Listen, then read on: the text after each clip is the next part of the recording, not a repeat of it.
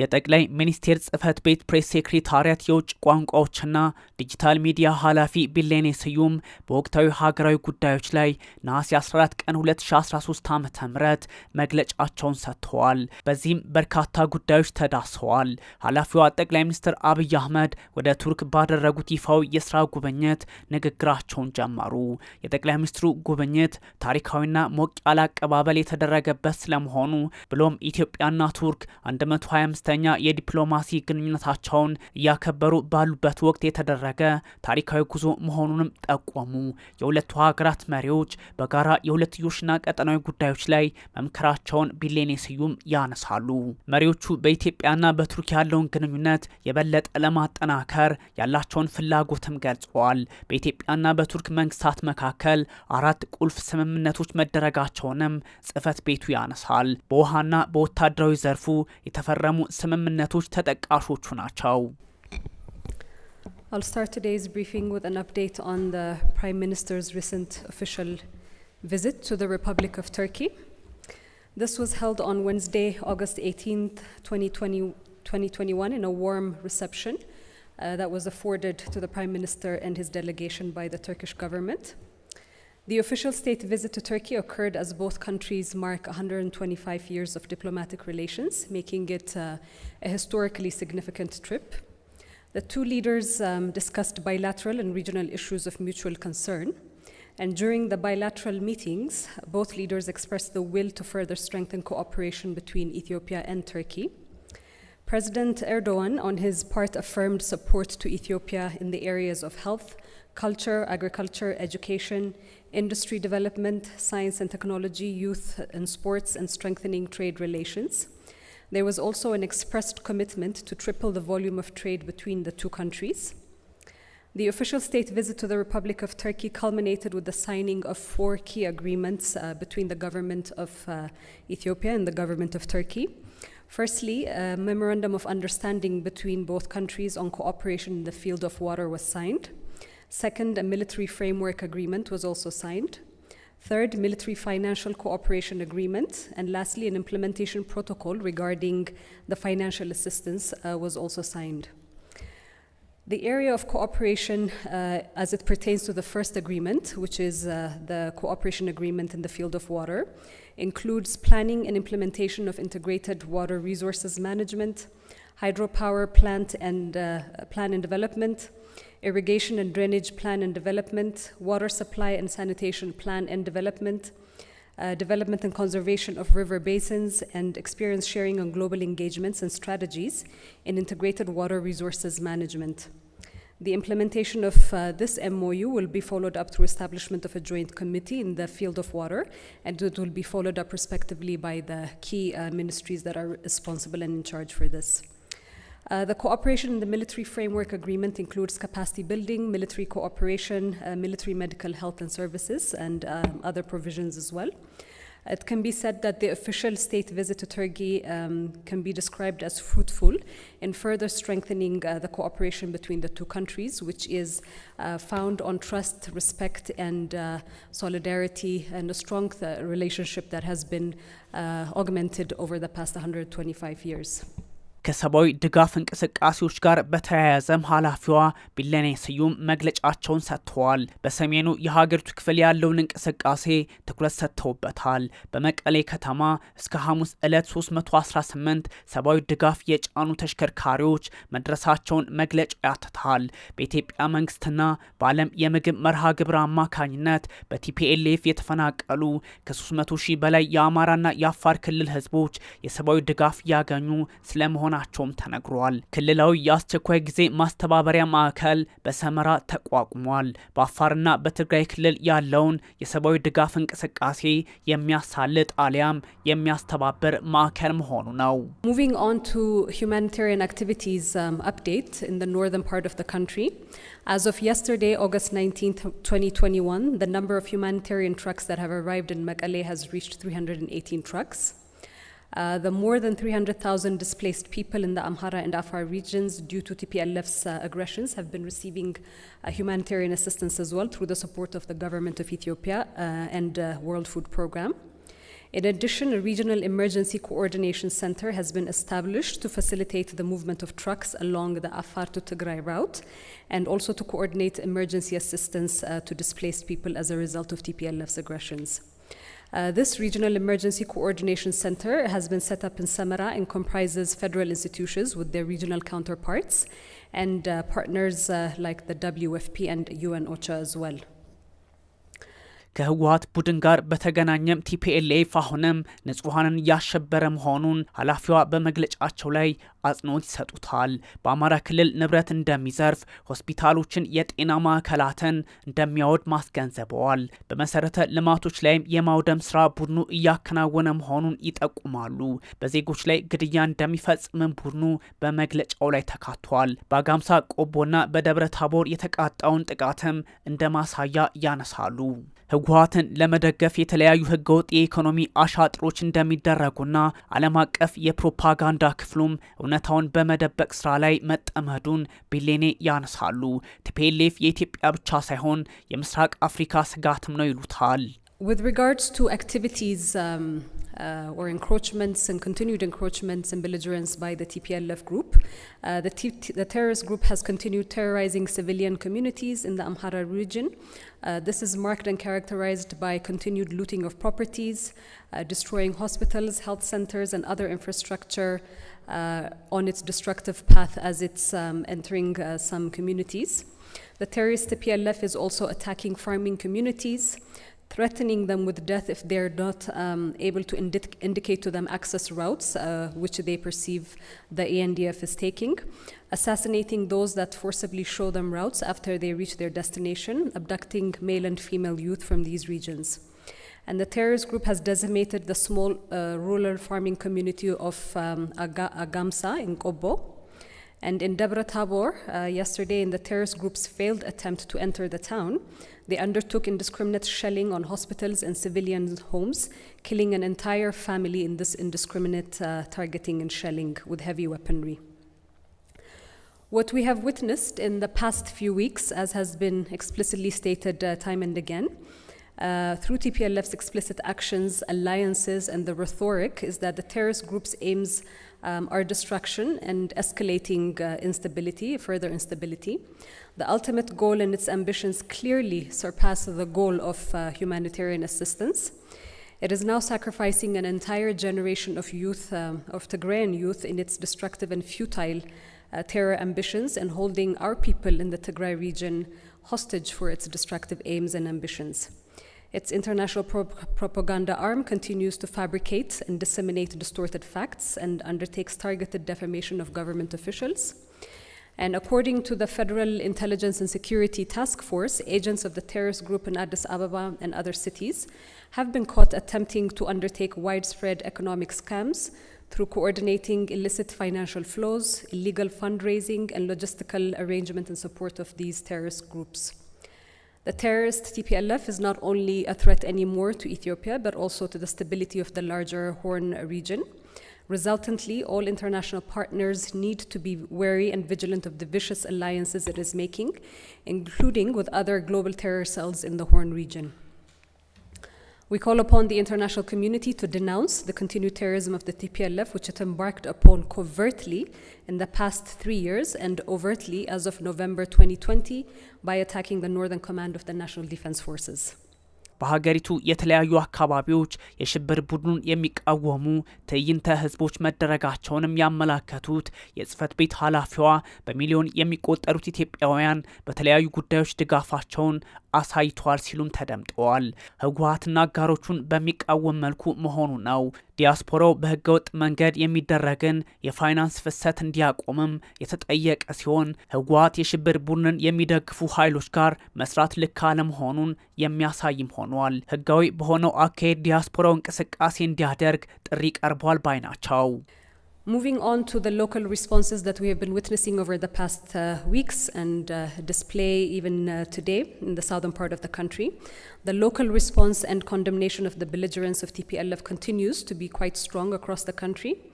Many throughout Ethiopia are going out in public rallies and voicing their denunciation of the terrorist group itself, denunciation of its alliances, and its refusal to cease fire. Millions of Ethiopians are also heeding the national call and extending their support in various ways to communities in need as well as to the National Defense Forces. And the federal government continues to encourage all Ethiopians throughout the country and across the world to continue mobilizing support for the country, harnessing unity, exposing the nature of the terrorist group and its operatives. A specific call to action for Ethiopians in the diaspora is to curb the illicit financial flows that TPLF operatives are intensifying. We urge you to use formal financial channels for remittances and not fall into the trap of aiding and abetting terror organizations through informal black market channels. Your country needs you at this particular moment and in this critical juncture to stand for the guard of Ethiopia. የፕሬስ ሴክሬታሪያት ኃላፊዋ ከጋዜጠኞች የቀረቡላቸውን ጥያቄዎች የመለሱ ሲሆን በሰሜኑ የሀገሪቱ ክፍል ያለው ግጭት በሰላማዊ መንገድ እንዴት መፈታት እንዳለበት ምላሽ የሚጠይቅ ጥያቄም ተሰንዝሮላቸዋል። ግጭቱን ለመፍታት ኢትዮጵያ መራሽ ሂደት ሲባልስ ምን እንደሆነ ተጠይቋል። ጠቅላይ ሚኒስትር አብይ ከኤርትራ ወደ ቱርክ ስለሄዱበት ሁኔታና አጋጣሚ፣ የትግራዩ ጦርነት ወደ አፋርና አማራ ክልል ስለመዛመቱ፣ በአማራና በትግራይ ክልል የግዛት ይገባኛል ጥያቄን በተመለከተ መፍትሄው ወታደራዊ ወይስ ፖለቲካዊ አካሄድ፣ በሰብአዊ መብት ተሟጋቾች ስለሚወጡ ሪፖርቶች፣ የዩናይትድ ስቴትስ የተራድኦ ድርጅት USAID በኢትዮጵያ መንግስት ላይ ስላጋራው ሀሳብ፣ በምስራቅ አፍሪካ የአሜሪካ ልዩ መልእክተኛ ጄፍሪ ፌልትማን በምን ጉዳይ እንደተነጋገሩና ሌሎች ጥያቄዎችም ለኃላፊዋ ቀርቦላቸው ምላሹንም ሰጥተዋል። Recently, it's been a while that we are hearing from different international partners of Ethiopia and allies as well of an effort for a peaceful resolution of the conflict in the north. We have also heard President Tayyip Erdogan has also called for the same perhaps intervention if there is a way of doing that. Recently, however, we have heard from the UN Secretary General himself saying that there should be an Ethiopian-led process for a peaceful resolution of the conflict in the north. What do you really understand him saying Ethiopian-led, and is there a response from the government side when it comes to any peace process that can come anytime soon? Thank you so much. Okay, thank you, Groom. I will answer this and proceed to the next question. I think it's been very evident prior to the attack by TPLF of the Northern Command that the Ethiopian government has been committed to an amicable resolution of any grievances that were being put forth by the then regional government of Tigray. There has been a lot of processes to make sure that what we are encountering right now does not materialize, and there has been a lot of patience on the part of the federal government. Continuing into the belligerence by the TPLF and attacking the Northern Command, which was an attack against the state. Following that, the government was responsible for peace and security of the country and ensuring the cohesion of the state, and therefore had to respond to that aggression on the Northern Command.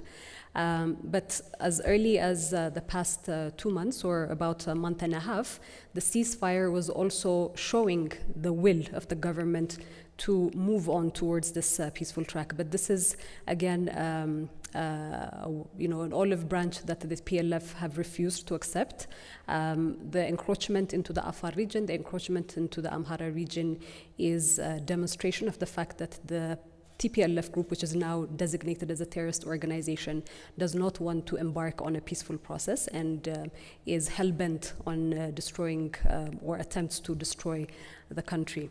So the call that you make with regards to an Ethiopian-led dialogue, I think we need to reference it in terms of existing processes that had been already in the pipeline as part of the reforms process that the government embarked upon 3 years ago.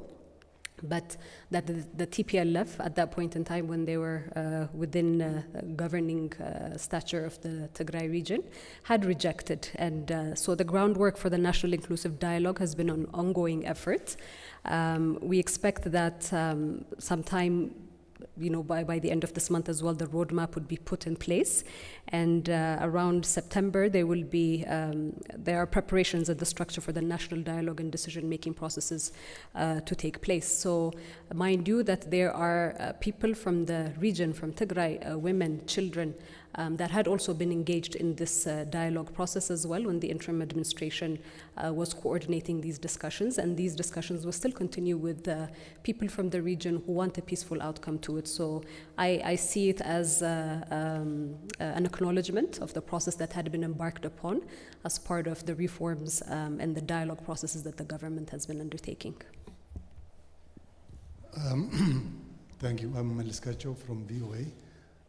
There are some reports that Prime Minister Abiy had been to Asmara on his way to Ankara. Can we have some details of what transpired there? Thank you. Thank you, Meliskacho. I don't have concrete details around that, so whenever that's available, it will be made public. Thank you, Brooke. Thank you very much. My name is Brooke. My first question also concerns the negotiation with the TPLF, and there has been repeated calls for negotiations between the Ethiopian government and the TPLF. So is negotiation still on the table, and which parties can be the potential negotiators for the two bodies? And the second question is, the war in the northern part of Ethiopia has also expanded to Afar and Amhara regions, and it's also become evident that it involves territorial claims, especially regarding the areas. It involves what? Sorry, I didn't hear that part. It also involves territorial claims, especially between the Amhara and the Tigray borderline. So do you think there will be some kind of political resolution for these claims, or do you think it's going to be resolved through military means? Thank you. Okay, thank you. Heeding the calls for negotiation, the ultimate resolution for this, or initial step towards this, is a ceasefire. The government has extended that offer by declaring a unilateral ceasefire, which has been breached on several occasions. So I have just intimated to you earlier on the kind of destruction path that the TPLF has been on for the past weeks, which has been quite visible to a lot of people as well, and reports that you have also been privy to. And just over the past 2 days, we have seen these indiscriminate attacks on communities as well. So the federal government is in a position and is expected by the community that it's safeguarding to further ensure the peace and security of these communities by thwarting these initial threats. So at this point, the focus for the National Defense Forces is in thwarting of these threats that the TPLF is posing, as it's trying and failing to further encroach into the Amhara region and other regions as well, more notably Afar. Okay, we'll go to this side. Coletta. Thanks, Belene. Coletta Anjoy from FSN. If you could kindly respond to the Human Rights Watch report that was released recently, saying that the Ethiopian government is targeting people of Tigray ethnicity, probably to close down their businesses and all that. Thanks. Okay, Coletta. On the Human Rights Watch report, I mean, it's important to note that there isn't a targeting of particular groups of people based on their identity. I had already mentioned, and we keep repeating, that TPLF has been designated a terrorist organization per the laws of the land. Hence, counterterrorism measures and operations are being undertaken by the security sector. And these measures are being taken against informants, agents, and financiers of the TPLF. I mentioned earlier that the Security Task Force has also been indicated, and they've actually publicized it yesterday, that certain groups have also been apprehended with, facilitating these illicit financial flows and illegal fundraising on behalf of the group. So these operatives constitute not only Tigrayans or people from the region, but also other ethnicities. And they are being apprehended by the federal police, again, as part of ongoing investigations as well. With a belligerent criminal enterprise that has waged war on the state, the responsibility of the federal government to thwart grave threats is a responsibility and is part of these counterterrorism operations. However, there are federal redress mechanisms in place, including an independent judiciary, where they perceive that there are excesses in terms of these counterterrorism measures. There are processes and there are redress mechanisms that have been established and that the relevant authorities will be able to pursue if these claims do also go through. Thank you.